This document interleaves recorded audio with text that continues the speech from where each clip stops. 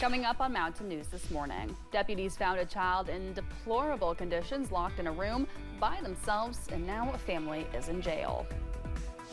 Plus, a program designed to help communities prepare for natural disasters was cut by the federal government, leaving Clay County empty-handed.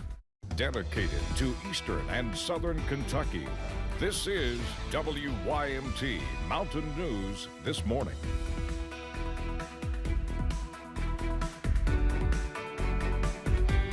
Good morning. I'm Amelia Lee here with you on this Thursday, April 25th. It's 6:30 this morning, and Megan, it's been a little bit of a warmer week. Too warm for my case, Megan. I would have to agree with you. It's definitely been warm, but the one thing I do enjoy about warmer weather is that the mornings aren't cold. You know, I don't like the afternoons being warm and all, but not having to have a winter coat on when I leave the door is great. And that's what you can expect for today.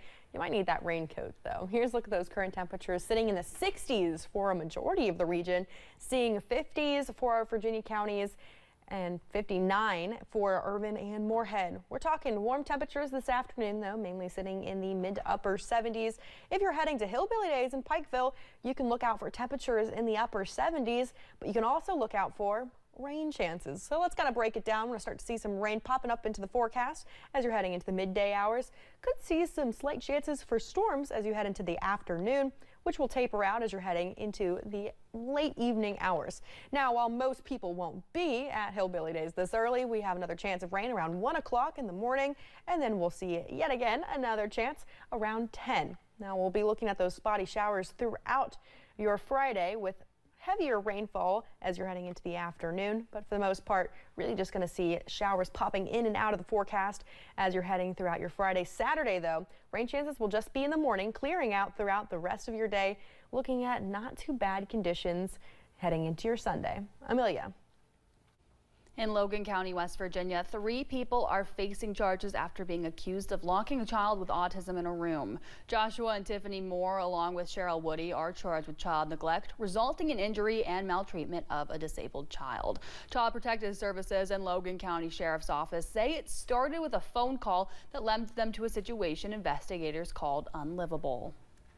When we initially entered the residence, you could immediately determine the smell of fecal matter in the air from inside the residence. All of the suspects were taken to the Southwestern Regional Jail. The parents' bond were set at $25,000 each, and the grandmother's was set at $20,000. A man charged with murder in connection to a man beaten to death in Whitley County was once again entered a not guilty plea. In January, we reported Brian Randall pleaded not guilty to murder, but that was before he was indicted last month. He was charged after a fight with Richard Cox. Police later found Cox near a dumpster. Randall pleaded not guilty during his arraignment in circuit court on Monday, and a pre-trial conference is set for June 26th. Kentucky State Police are looking for a Magoffin County man wanted for sodomy. If you take a look at your screen, you can see a picture of 35-year-old Gary Blanton. He's described as 6 feet tall with brown eyes and brown hair. Troopers say he was last seen in the Royalton area of Magoffin County. If you have any information, you can contact State Police in Pikeville at 606-433-7711.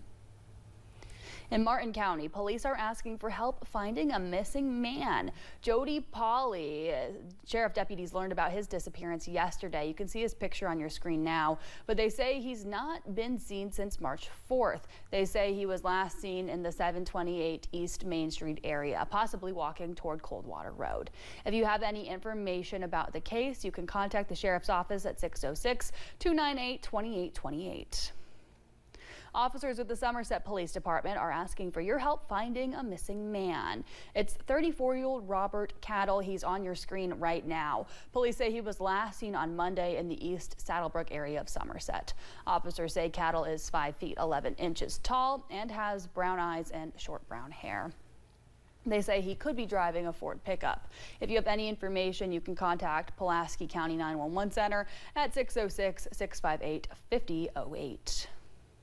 The Trump administration ended a program that works to help Americans in the face of disasters. The Building Resilient Infrastructure and Communities helped communities throughout the U.S. prepare for a number of natural disasters. This included flooding. Powell County officials were in the beginning steps of building a canal on the Red River. This would divert water away from Clay City, an area that already flooded twice just this year. It's kind of discouraging because we've been working on this canal project, the previous administration and us, for about the past 4 years. And this project is very important to the people of Clay City and Powell County due to the fact that every year we have flooding. Eddie Barnes says they were in the middle of the scoping phase, which helps figure out where this canal could go to divert water. That itself was going to cost $400,000 to prove the benefits of placing a canal. Then it would take an additional $20 million to make the canal. The BRIC funding cuts are also impacting places like Floyd County. The University of Pikeville's Tanner College of Dental Medicine received a donation of more than $2.3 million yesterday. The Delta Dental of Kentucky Foundation provided the donation. In a release, officials say the gifts include funding to fully outfit a new pediatric dental clinic and establish a scholarship for students aspiring to be dentists. Crews broke ground on the Tanner College of Dental Medicine last fall, and it's expected to open next year. Today is day one of Hillbilly Days, and the city of Pikeville has been preparing for the three-day event. But first responders want you to prepare as well. The event will bring thousands of festival goers to town, packing the streets with food, music, and more. Officers with the Pikeville Police Department encourage folks to stay hydrated, stay aware of your surroundings, and utilize the first responders that will be stationed throughout the festival in the event of an emergency. Calling 911 only for emergencies, and if you have questions or need information about where to park or what roads are closed, stop by one of the information booths so that way we can help you there. The entire downtown area will be blocked off for the next few days. Officers say you should pay attention to no parking signs and use extra caution while traveling in the area. Spring Forward Business Week is underway in London, and it's all about celebrating the people, businesses, and organizations that help shape the community. More than 40 local businesses are participating. Customers can scan QR codes at each location to enter a giveaway. No purchase necessary. Prizes include gift cards, company swag, and other items worth more than $1,500. Every community should celebrate the accomplishments and contributions of their businesses and organizations that make it thrive. And Spring Forward London is our way of doing just that, recognizing the people and places that are moving the city forward, building a better future for everybody involved. To see the list of participating businesses and join in on the celebration, you can head to WYMT.com. A new drive-through coffee option is coming to London, and it made quite an entrance. 7 Brew dropped its future building in 2 massive pieces at 1708 West Kentucky 192. Crews completed what they called the drop, locking the prefab building into place on site. The stand is known for their wide variety of drink options, from energy drinks to smoothies to specialty coffees. It's expected to open this summer and bring around 50 new jobs to the area. Folks in Louisville are excited about a new bourbon that's being produced in the Commonwealth. It will be the first whiskey to feature sign language on its bottles. Kentucky Commission on the Deaf and Hard of Hearing says nearly 700,000, or 16% of Kentuckians, are deaf and hard of hearing. Tracy Jacobs, president of Inclusion Bourbon, is sending that same message to the distilling industry. The story of Inclusion brand and what we're trying to do captures people's attention, but the juice inside keeps them coming back. The Inclusion brand is hosting a launch party with its brand ambassador on May 17th in Louisville.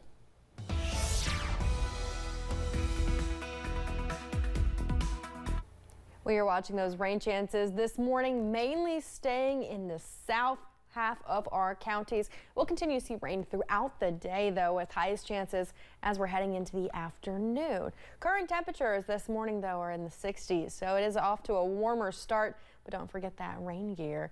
For today, high temperatures will be getting into the upper 70s, seeing mid-70s for more of our western counties and upper 60s and low 70s for our Virginia counties. Here's what you need to know as you're heading off to the bus stop this morning. Temperatures Low 60s, mostly cloudy skies with slight chances of that rain. By the time you're heading home, same story, but much warmer in the low 70s. Amelia.